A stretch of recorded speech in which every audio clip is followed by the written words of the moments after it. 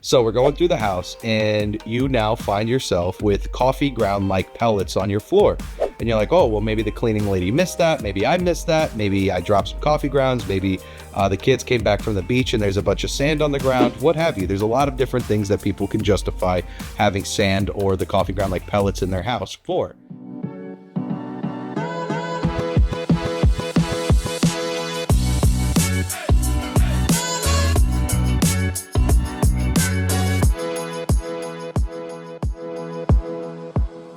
Hey guys, it's Sean with Great Southern Environmental Services, your favorite local pest control company serving the Southeast Florida area. Today, I wanted to talk to you about DryWood termites. So, here in Southeast Florida at least, and many other areas that are in the more warmer climates, DryWood termites are a very, very, very potent and very evident pest here, especially in Southeast Florida, as I mentioned. So, that being said, a lot of people wonder, well, when DryWood termites come into my house, is it like the Tasmanian devil? Do they go whoosh, and now I'm falling through my couch, or my stairways are going to collapse, or whatever, what have you?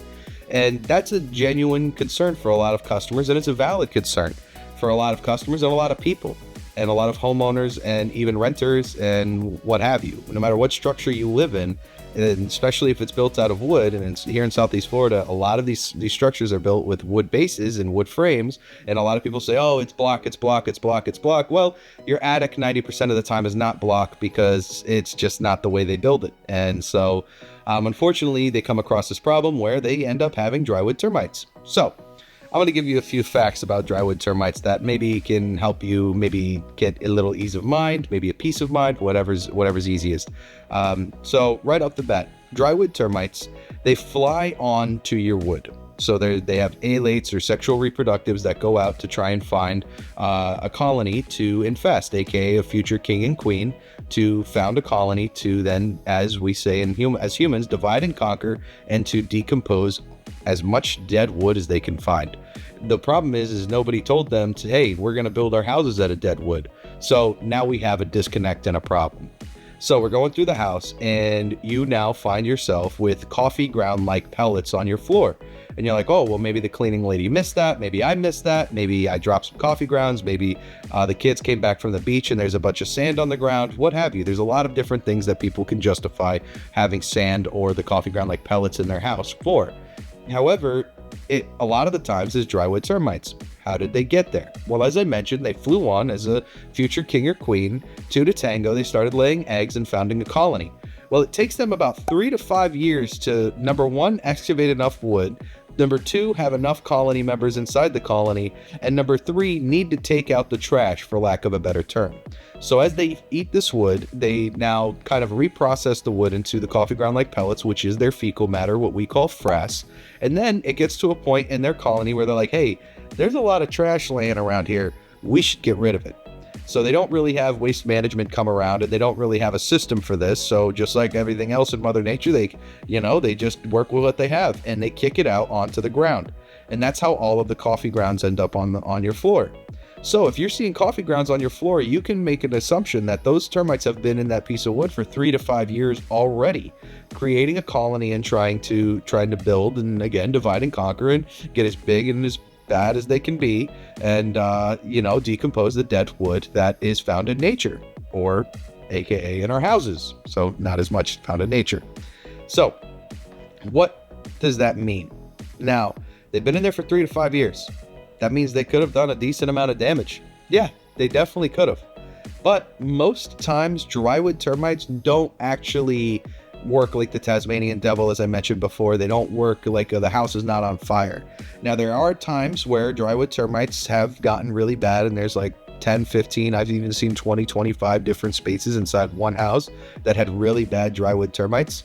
But in a perfect year, under perfect water temperature, humidity, moisture levels, the wood density, the whole 9 yards, a DryWood termite colony at its full size will eat about the size of a pen or pencil in a year. Now that's a decent amount of wood if you think about it. Now it's not as detrimental as most people would expect it to be, but it absolutely is damaging. And so even though that piece of wood is damaged, that doesn't mean the wood is necessarily going to collapse. As a termite guy, I cannot tell you that one thing is structurally integrity versus another, or I cannot comment on the structural integrity of a structure or a unit or a cabinet or whatever, even a door frame, because that's not what I am. I'm not a GC, I'm not a contractor, I'm not that. Now I can give you a professional recommendation, and so can other WDO people with destroying organism people. However, we cannot comment on the structural integrity of the job or of the structure. And on top of this, if there is any damage that is done by termites, unless it is explicitly and specifically stated in the contract, or a company takes responsibility, or the company probes, aka tears the wood open to look for termites, termites are an act of God. And so it ends up becoming a thing between homeowners and insurance to take care of the termites sometimes, especially, well, the termite damage specifically, because the warranties in this industry, at least here in Florida, are usually just based off of the termites themselves, not necessarily the termite damage. So a lot of customers and homeowners have misconceptions about these things that, this problem can arise, and there can be some confusion like, hey, you got to replace this piece of wood in my attic because the termites ate it, you guys sprayed it, and the termites had damage. Well, there's no real way to tell whether or not the termite damage was from now or from 5 years ago or 10 years ago or whatever. So most of the time, 99.9% of the time, WDO companies will not take responsibility for the damage itself. So keep that in mind as you go through with the termites, is that if they come through the roof, obviously, if the person, like the homeowner inspector, the home inspector comes through the roof and puts their foot through your ceiling, yeah, that's something they might be liable for. But the DryWood termite damage that's in the corner that's been treated in the past, it's not necessarily something that the company's going to be liable for. So just keep that in mind.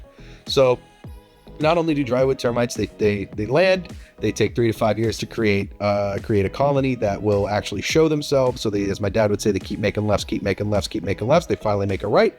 Now you got a bunch of coffee ground like pellets on your floor. And then if the water temperature, moisture, and humidity is in the right spot, what they'll do is they'll actually swarm, aka divide and conquer, to find another area to infest. So then you'll have a bunch of swarmers, and what people consider flying ants a lot of the time will actually end up being termite swarmers and termite flyers and alates for the termites. And so that's something to keep in mind. An easy way to tell, DryWood termites all termites have pretty much a head and then a body, or a head and then a butt is the easiest way to put it. So they have 2 segments on their body that you can see with the naked eye. That's easy to identify. So it goes head to butt, and then if you can see closely, their antenna is moniliform, which has the little beads. So it's beaded all the way out. So if you could tell that. Then the last thing to tell is their wings. Their wings they used to be in an order called Isoptera, which is equal wing. The wings were the same exact size, all 4 of them approximately the same exact size, maybe slightly differences. Whereas ants, on the other hand, are Hymenoptera. They have 4 wings, but each pair of wings, the front pair of wings or the top pair of wings, are a lot longer than the subset pair of wings or the bottom pair of wings, which are a lot shorter. And so you can tell that pretty easily based off of the wings. And on top of that, ants have 3 body segments. They have a head, a body, and a butt, or a head, thorax, and an abdomen. Whereas the termite kind of really just goes head to abdomen. Is the easiest way to it's kind of like a cephalothorax, what you would see on a spider, but now we're getting into specifics, so it's not really not the same, but it's a way to think about it. So anyways, that's it on what I have for DryWood termites. If you find the coffee ground like pellets or alates flying around your home and you have questions about it, feel free to give us a call. We're more than happy to answer any questions. Even if you're not in the area of Southeast Florida, we're more than happy to answer any questions, comments, concerns, hopes, dreams, aspirations that people have. And if you do happen to be in Southeast Florida, feel free to give us a call, because we actually offer free inspections. We don't charge unless we do a service, and we are open and honest with pretty much everything we do with our communication and how we do things and what our processes are and why we do certain things and why we don't do other things. So if that's something you're interested in, or you have any questions about, or you just want to talk, feel free to give us a call. Our number is 954-421-3737. And remember, when it comes to bugs, don't get good service, get Great Southern.